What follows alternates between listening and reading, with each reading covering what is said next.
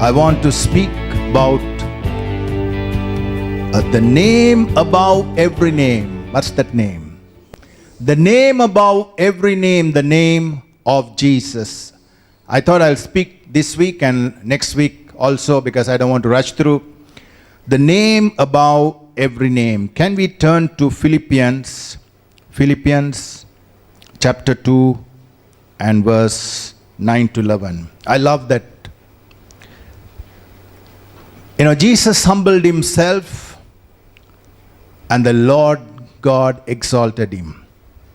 Therefore, when the word therefore is there, it's always good. Can we look at verse 5 onwards? Let this mind be in you which was also in Christ Jesus, who being in the form of God did not consider it robbery to be equal with God, but made himself of no reputation, taking the form of a bondservant and coming in the likeness of men. God came in the likeness of men. Why? Because he loved us. Say, Jesus loves me. This is not just a saying. If you feel unloved, always, even 100 times doesn't matter. Say, Jesus loves me. That's the truth. Amen? Jesus loves me. And also I want to say, everybody is not against you. Is everybody against you? No. When you feel unloved, when you feel rejected, you feel like that. But that's a lie. Say that feeling is a lie. Everybody is not against you. Is everybody against you? No. Definitely not. It's just you can count them on your fingers. I don't want to even count them on my fingers. It's not worth it. Okay. So here it says, he made himself of no reputation. That's by choice. Taking the form of a bondservant. Today, who will take the form of a bondservant? Jesus showed us the example. Today, we are so worried. Somebody must call us doctor, right reverend, father. Why don't they call you grandfather? See, taking the form of a bondservant, coming in the likeness of men, being found in appearance as a man, he humbled himself. Say, humbled himself. If you will humble yourself, God will exalt you. That is the truth of God's word. Humbling is not, saying, the more I become humble, people are all, like a doormat. That is your thinking. That's not God's word. You humble yourself, God will exalt. And so we find he became obedient to the point of death, even the death of the cross. Why did Jesus die on the cross? Why? For me. For my sin. That's what whenever I say, Lord, can we thank the Lord? Lord, thank you for dying on that cross for me, for redeeming me. Thank you, Lord. That debt, all the money in the world can't pay it. You know that? So don't treat it lightly. Every day thank God. Lord, thank you, Lord, for saving a wretch like me. Therefore, God also has highly exalted him and given him the name which is above every name. Good place to say amen. Name above every name. That's my topic. The name above every name. The name of Jesus. That at the name of Jesus, I love this, that at the name of Jesus, every knee, will you say every knee? Every stubborn knee, presidents, prime ministers, great men will have to bow down, whether they like it or not on that day. Sometimes we like to, when we are talking about names, right, I'll come to that. Let's read this. It says, about he has... at the name of Jesus, every knee shall bow. Say, every knee shall bow. Every stubborn knee shall bow. Is there somebody exalting himself about the name of Jesus? No, sorry, sir. I prayed that prayer this day. Every stubborn knee, every person with pride and arrogance shall bow down at the name of Jesus. Hallelujah. Of those in heaven, of those on earth, of those under the earth. Then every tongue, I love that, every tongue will one day confess that Jesus Christ is Lord to the glory of God the Father. Now, but by the time it will be too late. Do you know that some people will confess, but now is the time. Now is the time. Jesus is the way. He is the way. When we say Jesus is the way, for me, I can preach a sermon on that. He is the way. He is the answer. He is the truth. He is I am the way, the truth, and the life. No one comes to the Father except through me.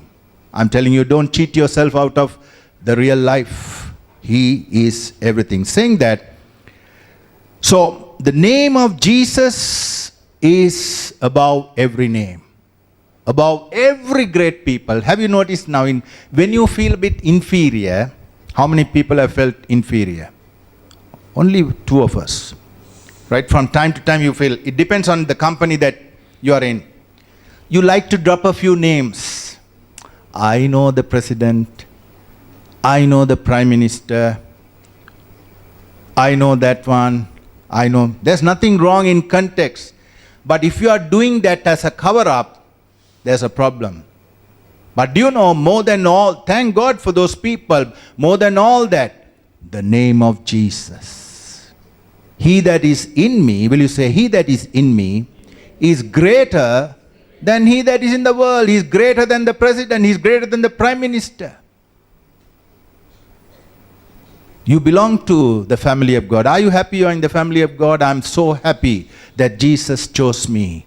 I am his child. Will you say, I'm his child? I'm his child. So behave like his child. Amen? You want your children to behave like you? Take the good points, not the bad points. Right? Okay. So here it says, the name above every name. Now I just want to, today I will speak about, using the name in prayer. But specifically I want to say, when we are talking about the names, especially names are obtained through three means, three areas. Firstly, at birth. At birth, you are given a name. Right? In the Bible, whenever a name was given, they lived up to their name. Even now, when you name children, you must be careful how you name them. Or whatever names you have. Sometimes, during baptism time, I have changed people's name because some of their names meant terrible things. Every time you are calling them. Right? So, here it says, firstly at birth, names obtained through three means. One, firstly at birth, when Jesus was born, he was given the name Jesus. Jesus means Savior. He will save his people from their sin. Okay, I just give you a background. Then the second one is, you receive your name by inheritance. By inheritance. Can we look at Hebrews 1:4? Hebrews 1:4. Hebrews 1:4. Having become so much better than the angels, he has by inheritance, will you say inheritance, obtained a more excellent name than they. Amen? By inheritance, Jesus obtained a more excellent name than anybody else. So secondly, we receive a name by inheritance. Thirdly, Jesus received a name by what he achieved.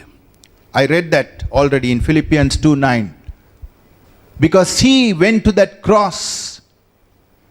He humbled himself. He took the form of a bondservant. Therefore, God the Father has highly exalted him. So, names are very important. Saying that, when we talk about the name of Jesus, I'll just say that next week I'll try to explain something what I'm not doing today.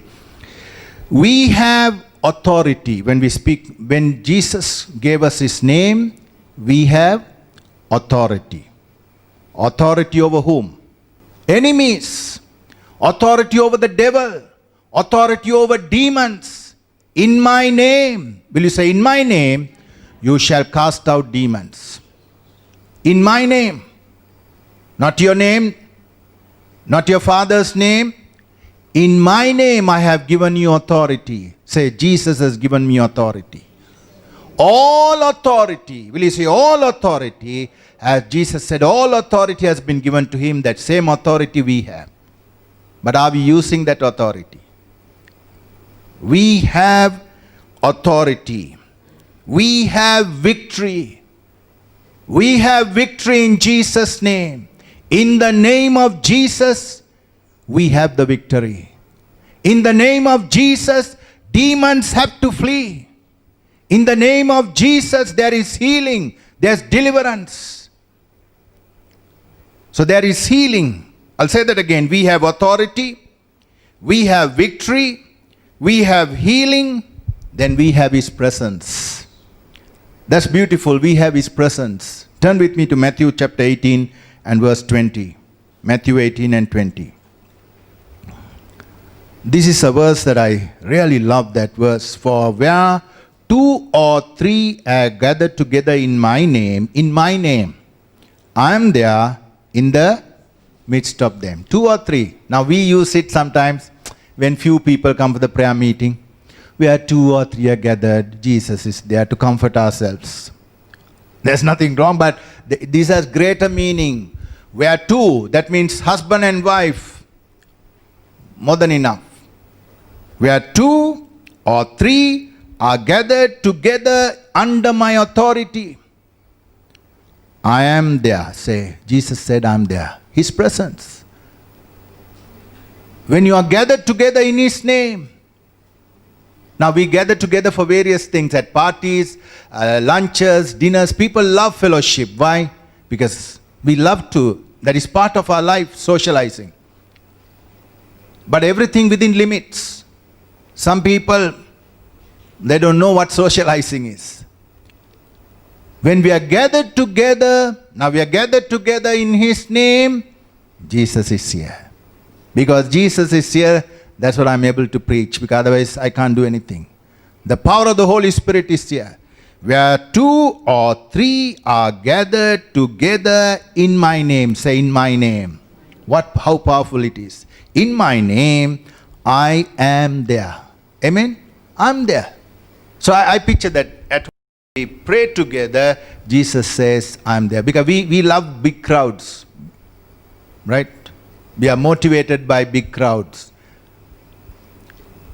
All that's, but Jesus says, where 2 or 3 are gathered together in my name, in my authority, I am there in the midst of them. Say, I have the presence of God. That's what Lord told Moses. My presence shall go before you, and I will give you rest. If the presence of God goes before us, we will experience rest. Never exchange his presence for anything else in this world. Never exchange Jesus for 30 pieces of silver. Today, a lot of people are selling Jesus for 30 pieces of silver. Never exchange. I know all of us, we have made mistakes, we have blundered, we have done foolish things. But we must learn. Some people are ever learning, never coming to the knowledge of the truth. They're ever learning. They're not willing to be instructed. So, here it says, then the name of Jesus, this is what I want to speak today. The name of Jesus, we use it in prayer. Right? Very powerful. So when we use this name, we have a breakthrough. Saying that, I also want to firstly caution, the name of Jesus is not just a magic formula. Right? It's not just a magic formula. To use the name of Jesus, firstly I want to say, you need to have a living relationship. If you don't have a relationship with him, and you start using that name, you will have reverse effects. Amen.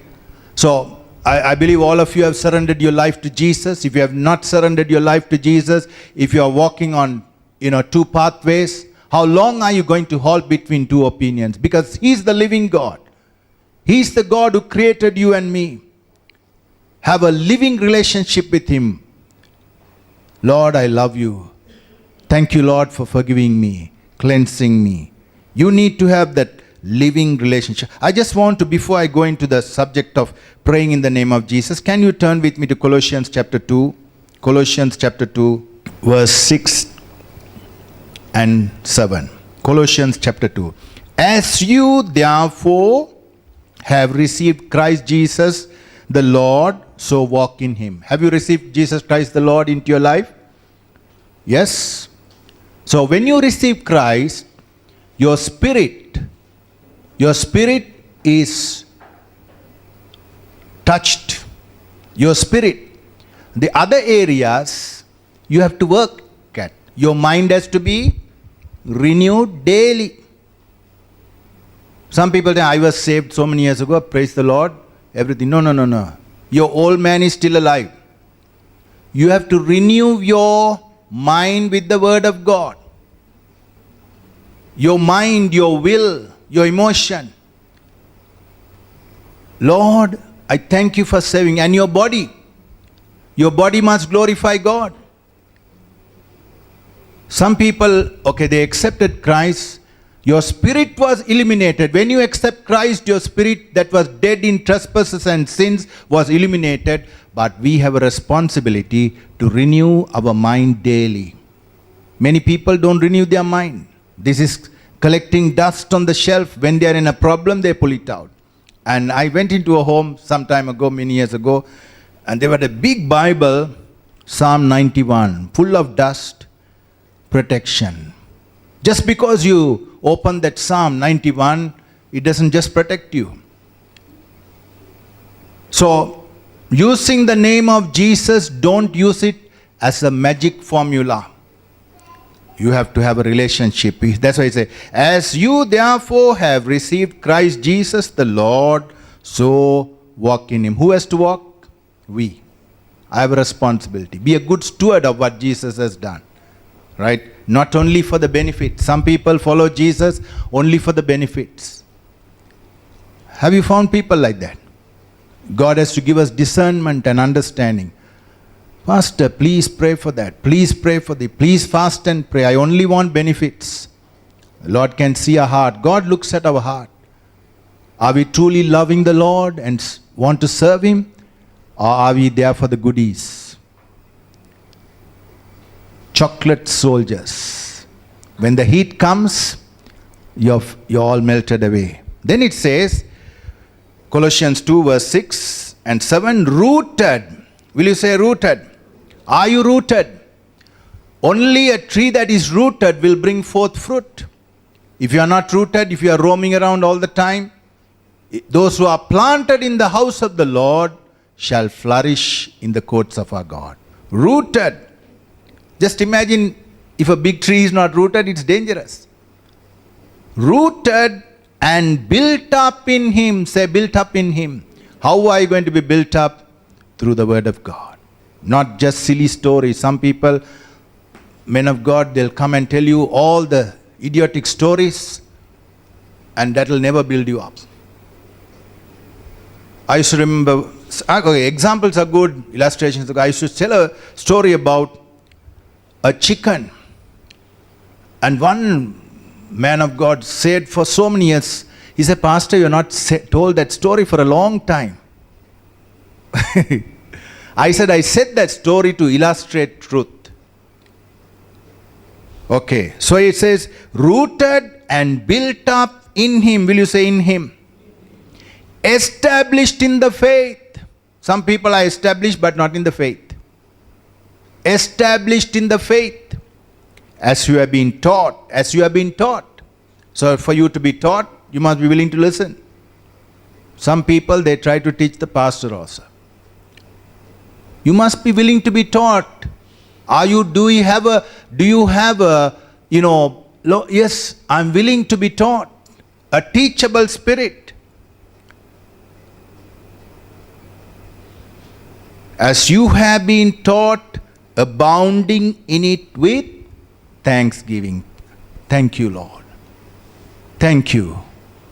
Thank you. Lord, we thank you. Be always thankful. So, the last days, it says people will be unthankful. These are the last days. Children, be thankful. People, you need to be thankful. Okay, saying that,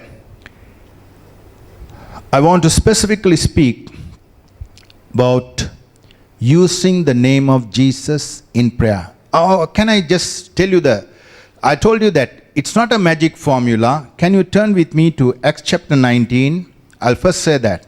Acts chapter 19. If you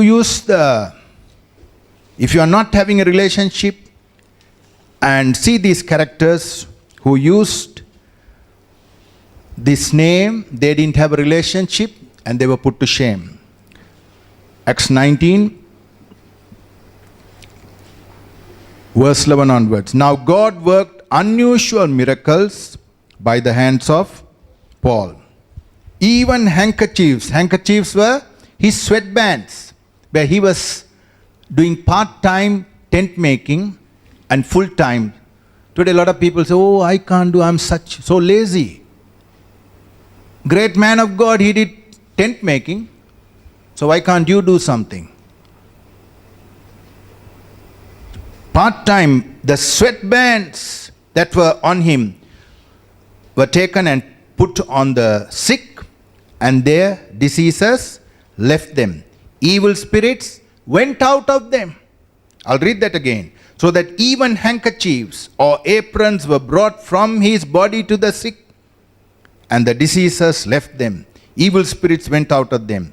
So some of these fellows who watched Paul doing this, they were not people who embraced the faith. They were not children of God. What did they do? That some of the itinerant Jewish exorcists, great guys, took it upon themselves to call upon the name of the Lord. They saw something happening. We'll also do the same thing. They took it upon themselves to call upon the name of the Lord. And what did they do? Over those who had evil spirits. And they said, we exorcise you by the Jesus whom Paul preaches. I was laughing. Can you imagine? So there are some people, they saw what Paul was doing. We exorcise you by the Jesus whom Paul preaches. Also there were 7 sons of Sceva, a Jewish chief priest, who did so. A Jewish chief priest, the sons, they didn't have a relationship. These fellows, they were not children of God, and they were only, okay, I am the son of a pastor, chief priest. And the evil spirit answered and said, Jesus I know, Paul I know, but who are you? Can you imagine this? I know Jesus, I know Paul, but who are you? Then the man in whom the evil spirit was leaped on them, overpowered them, and prevailed against them, so that they had to fled. They fled from that place in their birthday suits. Just imagine. And this became known both to all the Jews and Greeks dwelling in Ephesus, and fear fell on them all. And the name of the Lord, say, name of the Lord Jesus was magnified. God has his ways of doing things. Saying that, I just wanted to tell you, the name of Jesus is not a magic formula.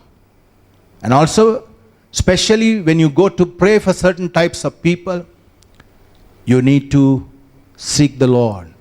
I remember once, both of us were called many years ago to pray for a demon. But I said, can you bring that girl over? They said, no, she's so terrible.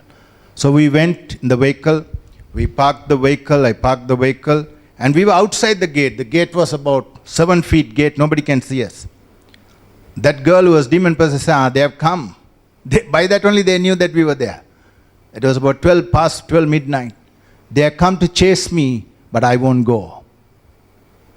But thank God, she was delivered.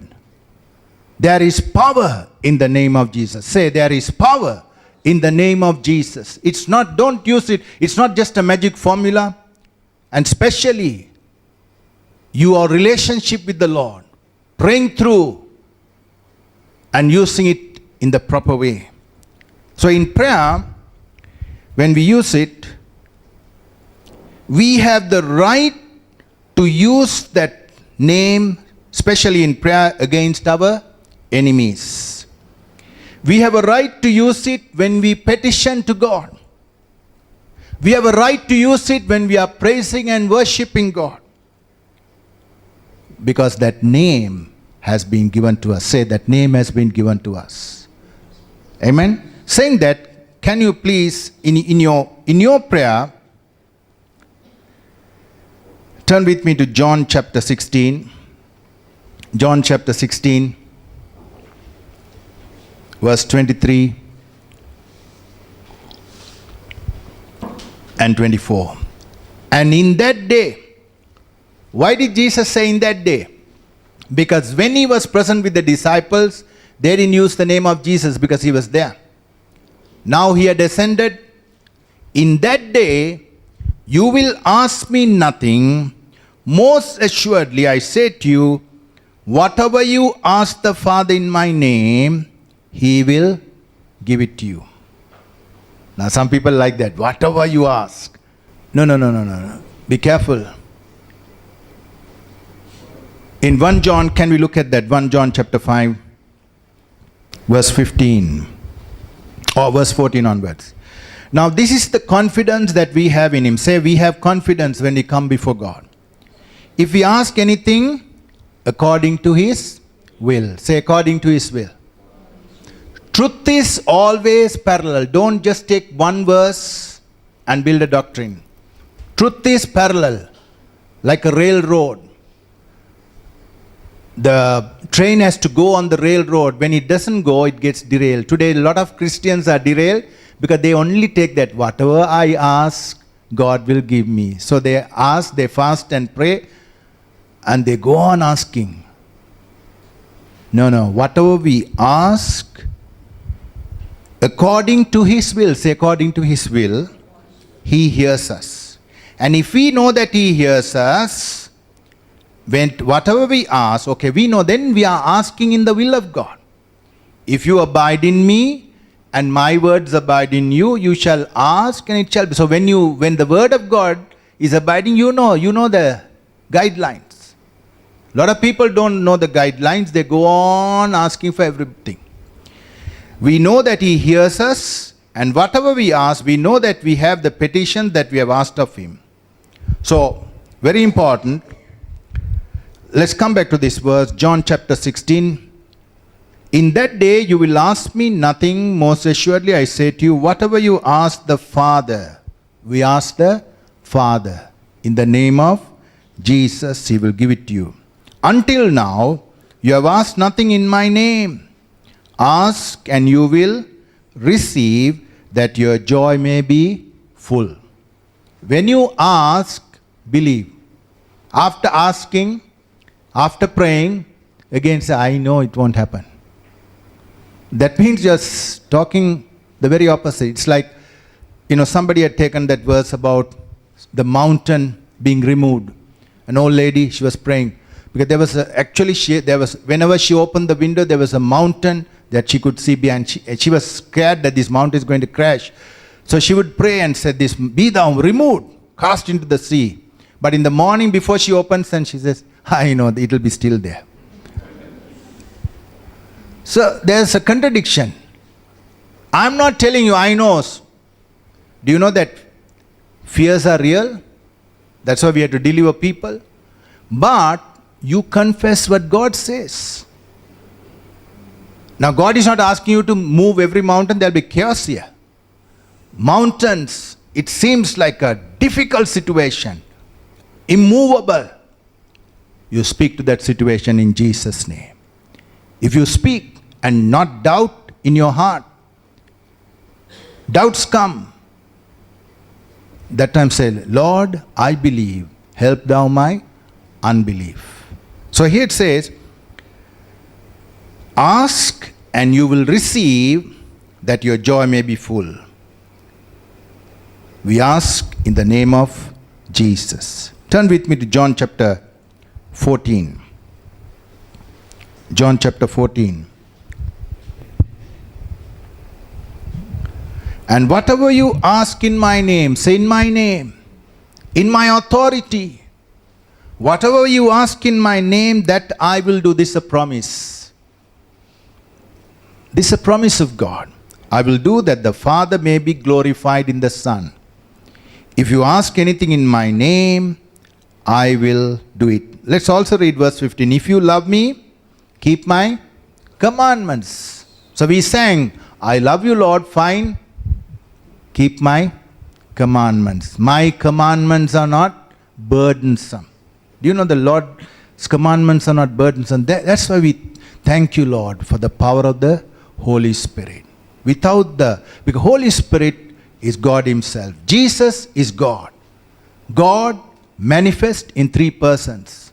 God the Father, God the Son, and God the Holy Spirit. So, in prayer, when we ask, it's done. I want to take you to a beautiful, I'm talking, okay, maybe there will be a little overlapping about prayer and deliverance or healing. Prayer, deliverance and healing. When we pray, can we turn to Acts chapter 3? Acts chapter 3. This is a beautiful story. How one day Peter and John went together to the temple at the hour of prayer. They went together, not single. Together at the hour of prayer, the 9th hour. The 9th hour is what time? 3 o'clock, when some of us have a little siesta. So here it says, and a certain man lame from his mother's womb was carried, whom they laid daily at the gate of the temple, which is called Beautiful, to ask alms of those who entered the temple. This man was a beggar. He was laid at the temple gate. When he saw Peter and John about to go into the temple, he asked for alms. And fixing his eyes on him, with John, Peter said, look at us.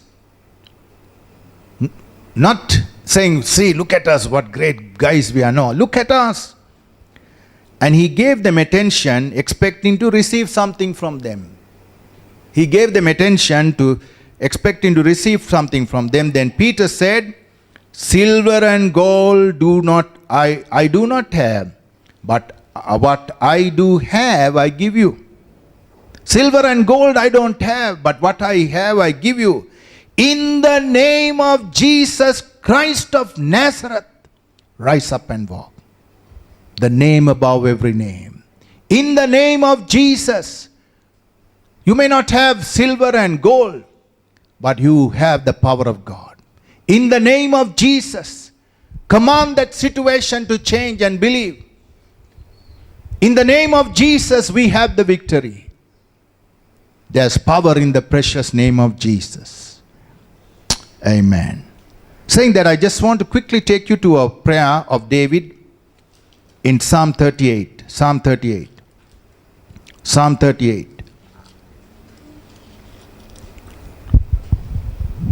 This was a time when David was being chastened, and he prayed to the Lord. We can't go through the whole psalm. You go home and read this. But I'll read from verse 9. Lord, all my desire is before you. Say, all my desire. When we pray, we somehow try to put everything in. No? And then we say, oh, I think I've forgotten. Let me remind the Lord. All my desire is before you, and my sighing is not hidden from you. What do you mean by sighing? Yes? What do you mean by sighing? He was weeping. Lord, you can see me crying day and night. And those tears went before God. My sighing is not hidden from you. My heart pants. My strength fails. He was almost coming for a heart attack. My heart pants. My strength fails me. As for the light of my eyes, it has also gone from me. Oh, my vision is also going. I'm getting older. I've told people, if you're getting old, get old gracefully and not disgracefully. Amen? Get old gracefully. Some people get old disgracefully. Lord, my eyes are failing. And then he's saying, those who seek my life, David had some enemies. Those who seek my life lay snares for me. Do you know that enemies, they try to lay snares, they try to lay traps for you. Lord, can you see this situation? At those times what we need is discernment. Discernment. He's saying, Lord, those who seek my life lay snares for me. They who seek my hurt speak of destruction and plan deception all the day long. 24/7, this is what they are planning. They are planning and plotting and planning. But I want to tell you, saying that, can I quickly go to the previous chapter, Psalm 37 verse 39. When people plot and plan against you, but you seek the Lord, the salvation of the righteous is from whom? From the Lord. The salvation of the righteous is from the Lord. He is their strength in time of trouble. Lord, you are my strength. Will you say that? Lord, you are my strength. A very present help in trouble. Do you know that when you are facing trouble, God doesn't play hide and seek at that time? We think. A very present help. He is present. If something has allowed, nothing happens without the express knowledge of God. So that means the Lord is saying, trust me, I will give you deliverance. Salvation of the righteous is from the Lord. He is their strength in time of trouble. The Lord will fight for you, and you shall hold your peace. The Lord will fight for you, and you shall hold your peace. And the Lord shall help them and deliver them. This is prophecy. The Lord shall help them and deliver them. He shall deliver them from the wicked. Amen. He shall deliver them from the wicked and save them because they trust in Him. Don't trust the arm of the flesh. Trust God. Lord, I trust you. God, we sang that beautiful song. God will make a way where there seems to be no way. He works in ways we cannot see. He will make a way for me. He will make a way. Saying that, my heart pants, verse 10, Psalm 38. My heart pants, my strength is failing me. As for the light of my eyes, it has also gone from me. Then he's saying, my loved ones and my friends stand aloof from my plague. There are times, sometimes loved ones, friends, sometimes that's the time to really see who your loved ones are, who your true friends are. When you're going through difficulty, people cannot stand with you. That's a question mark. That's a question mark. The true people are people who will stand with you. What happens? When a ship is sinking and you desert, okay, you better sink with the ship. You truly know the hearts of people. And David went through a very difficult time. My loved ones and my friends stand aloof. No calls, nothing. They stand aloof from my plague. And my relatives, he had a lot of relatives standing afar off. But God was with him. If God is for us, who can be against? So what I'm trying to say is, in prayer, when you pray, God hears that prayer. And then he's saying, Lord, I'm like a deaf man, do not hear.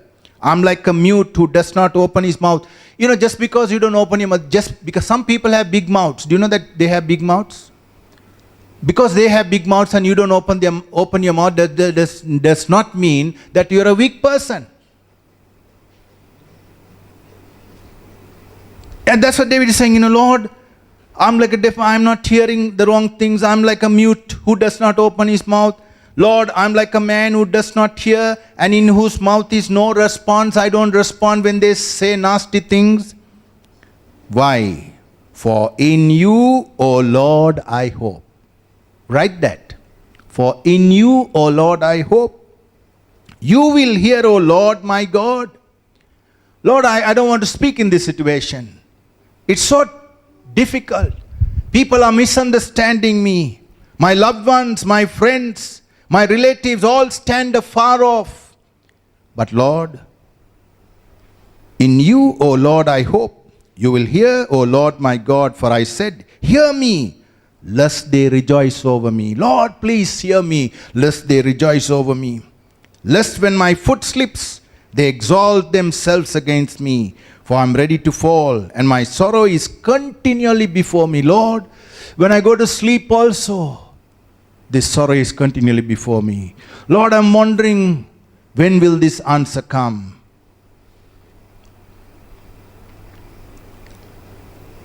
When will this answer come? For I am ready, my sorrow is continually before. For I will declare my iniquity. I will be in anguish over my sin. He was confessing his sins to the Lord and said, Lord, if I have erred, I ask you to forgive me. But my enemies are vigorous. My enemies are vigorous, they are strong. And those who hate me wrongfully have multiplied. Do you know that? Herod and Pilate got together. Before that they were arch enemies, but they got together to crucify Jesus. Sometimes you begin to wonder, how did this happen? Because the demon is behind. It's demonic. God is not the author of confusion but of peace. If there is confusion, don't try to solve it with your little brain. That brain will not be able to solve it. I understand there's demonic activity. That's how Herod and Pilate got together. Arch enemies got together only for that moment, and back again it will be revealed. So here it says, my enemies are vigorous, they are strong, those who hate me wrongfully have multiplied. They also, now can you see this? They also who render evil for good. You are doing good more and more, you are doing before the Lord, you know. They render evil for good. They are my adversaries because I follow what is good. When you follow what is good, leave it in the hands of God. They are rendering evil for my good. Do not forsake me, O Lord, O my God. Don't be far. David was feeling, Lord, I feel, Lord, even you have like forsaken me. That's how you feel when you're going through the difficult times. Lord, do not forsake me, O Lord. O my God, don't be far from me. Make haste to help me, O Lord, my salvation, my deliverer.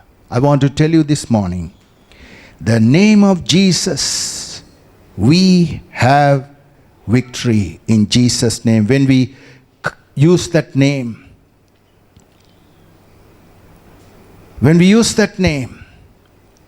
Lord, I thank you that you will hear my prayer. There's deliverance. There's healing in the name of Jesus. I will touch this next week. There's power in the name of Jesus. Can we pray? Hallelujah. Is there some situation where you're believing God, like the psalmist prayed and said, Lord, everything seems to fall apart. But I want to tell you, when you pray, believe. Don't pray and then go on confessing the wrong things. I know it's difficult because your mind will say you have to confess it. Seeking a solution is different, but what I'm saying is, if you are praying and then again saying the wrong thing, sorry sir, confess. Ask the Lord, please forgive me. Lord, please don't be far from me. Lord, you are my salvation. You are my deliverer. Thank you, Lord. Thank you, Father. Lord, we thank you, Jesus. Lord, we thank you, Father. Thank you, Jesus. I'm going to pray right now. I want you to lift those heart issues. I know some of you are, very badly hurting. You do good and you're repaid with evil. It's very hurting. But God is in control. He's in control. He is my deliverer. Thank you, Lord. I want you to pray and say, Lord, this is my situation. But also I want to say, sometimes if you have forgotten all the details because you are so troubled, don't worry. He is able to do exceedingly, abundantly, above all that you could even ask or think. Give it to the Lord. And say, Lord, But you put yourself right. If there are things that God is speaking to you, if you have done things, said things, grieved the Holy Spirit, you must put things right. Otherwise, fear had torment. Perfect love casteth out all fear. Will you say all fear? Perfect love comes from God's love, the agape love. Casts out all fear, fear of death, fear of the enemies, fear of whatever you may say. Can we pray? Right now I want you to maybe all stand up.